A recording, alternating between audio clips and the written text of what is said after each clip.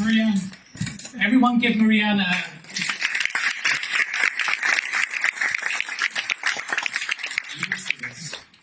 Yeah, okay, good.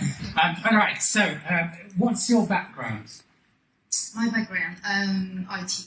IT? Yeah. Like networking, software, websites? Like, yeah, software. Software. Marketing software. Okay, good, right. And what's your area? Investment area? Yes. Scotland. Scotland. Leicester and Manchester. Right. And when did you start in property? Last year. Last year. Okay, so just share us about this property you've purchased and how you bought it. The recent one, the most recent one. Yes, most recent one. Okay, how I bought it. It's a mixed-use building. So it used to be a pub downstairs. Now 2 flats upstairs.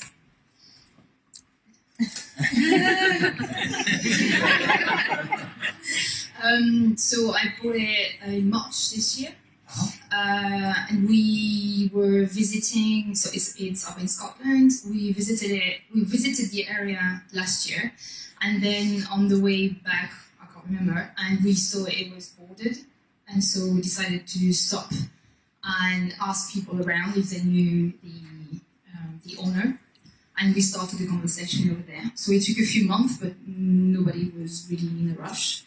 The property was not on the market for sale. We just started the conversation with the seller. He was kind of interested, and everything happened in March this year.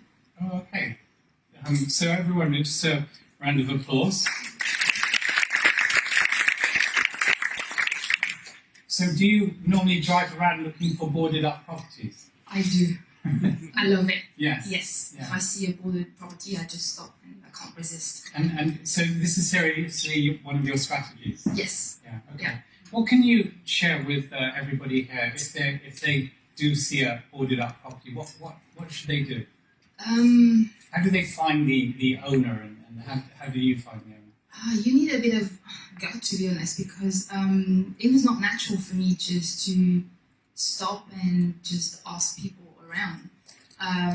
We found the one of the tenants upstairs. He was going back home, and so we asked him, and he said, "Well, I'm not the owner. I'm just a tenant, but I can get in touch with the owner and see if they're interested to give you a call," something like that. And this is how it happened. But we did it for other properties, and it's just like, go and ask. I mean, there's no risk in talking to people. Feels weird at the beginning, but then you get used to it. You get used to it, and in the end, you want to do well. You don't want to see a property that is not in use, so just go for it. You never know. Yeah. Has anyone here been taught to go and find boarded up properties on your courses yet?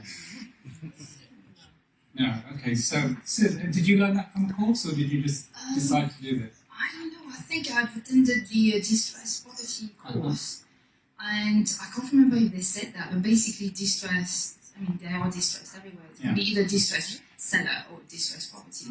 And something that is boarded for me means like there's something to be done, and I just can't resist. But I feel personally like an empty house is the saddest thing in the world. There are so many people who need it, or that could be a good home for somebody, so I can't help but try and see if I can do something. And if the numbers do work, then I'll go for it. Right. And how do you negotiate with the seller? Do you just say, I mean, how do you find the price that you want to buy at?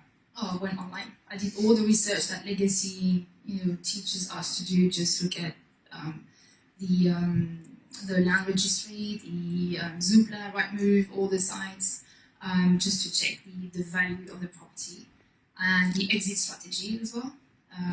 Which on this one there are many, so I just need to pick one. And this is how we kind of evaluated the kind of price we could pay, and we started the conversation with that. But we didn't have to put many offers. The guy was quite ready to get rid of his property, so it was not really a struggle. Okay, that's pretty cool. Mm-hmm. Have you had anywhere where you've had to make multiple offers? No. No, so they just like your accent. Maybe, yeah. Sorry, I'm French. I don't understand very well. No, but I don't know. I don't know if it's because it's the area where there's not many competition, and it works. Okay. Okay, well, thank you very much, Thank you. Marie-Anne.